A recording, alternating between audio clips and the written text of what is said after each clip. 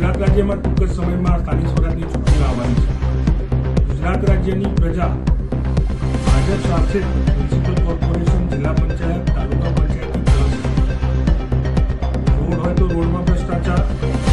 Bridge હોય તો બ્રિજમાં ભ્રષ્ટાચાર અને અમદાવાદનું હાટકેશ્વર તેનું ઉત્કૃષ્ટ ઉદાહરણ આજે પણ આપણે વચ્ચે ટીઆરપી ઝોન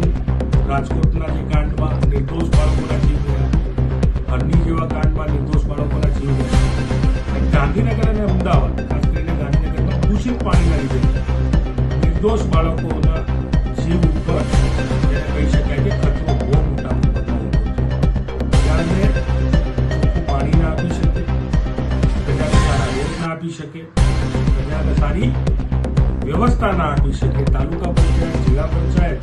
અને કોર્પોરેશનની ઓફિસો સેવા સદનની જગ્યાએ ભ્રષ્ટાચારના લેવા સદન બની ગયા હોય તેવા અનેક ઉદાહરણો ગુજરાત રાજ્યની પ્રજા સમક્ષ જીવતા છે. ત્યારે ગુજરાત રાજ્યના જાગૃત નાગરિકો આવનારા સમયમાં ભ્રષ્ટાચારી ભારતીય જનતા પાર્ટીને ગુજરાત રાજ્યમાં હરાવશે અને તેના માટે ભારતીય રાષ્ટ્રીય કોંગ્રેસે તેની કમર કસી લીધી છે, તૈયારી કરેલી છે. આવનારો સમય કોંગ્રેસ